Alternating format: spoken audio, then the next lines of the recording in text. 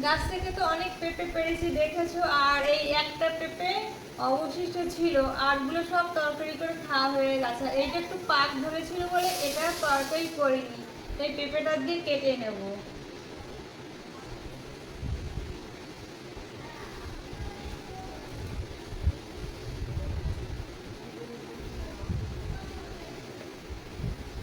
একটাও বীজ হয়নি, এই পেঁপে বীজই হচ্ছে না।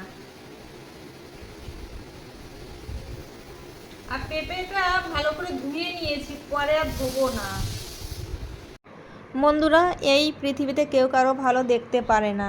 তো এর আগে আমার ছাদে ডবল মাচা করেছিলাম। ওপরের মাচা হয়েছিল চাল কুমড়ো, আর তার নিচের মাচাতে ছিল আমার লাউ। তো ডবল মাচা করেছিলাম বলে ফেসবুক প্রোফাইলে আমি দিয়েছিলাম। তো সেখানে আমার মানে বাল্য বান্ধবী বলবো, সে তখন আমাকে বলেছিল যে আমার ত্রিপল মাচা আছে, যেহেতু আমি ডবল মাচা বলেছি। কিন্তু তার দেখানোর কোনো মানে ক্ষমতা হয়নি, থাকলে নিশ্চয়ই দেখাতো। ওটা আমাকে ডাউন দেওয়ার জন্য বলেছে।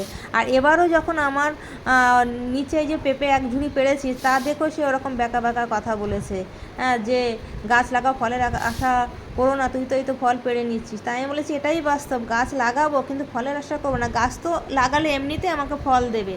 দিয়ে বলছে যত্ন কর। তখন আমি বলেছি যে মাটির নিচে গাছের যত্ন করা অতটা লাগে না, মাটির যেহেতু রস পায়। আর আমার ছাদ বাগানে যেহেতু পেয়ারা গাছ লাগিয়েছি, তো ওখানে তো এক রোদ্দুর দিলেই সব শুকিয়ে যাবে জল, সেখানে ওখানে সবজি পচা জল আর না হলে এমনি জল দিতে হয়, তবে গাছের উর্বর শক্তি বাড়ে। আর আমি সবসময় জৈব সার দিই সবজি পচা জল। তো বন্ধুরা, এই যে নিজের গাছের পেঁপে পাকিয়ে খাচ্ছি আর সবজি করেও খেয়েছি, কেমন লাগে বলো বন্ধুরা? এর চাইতে আনন্দ আর কিছু আছে? রাখি তাহলে।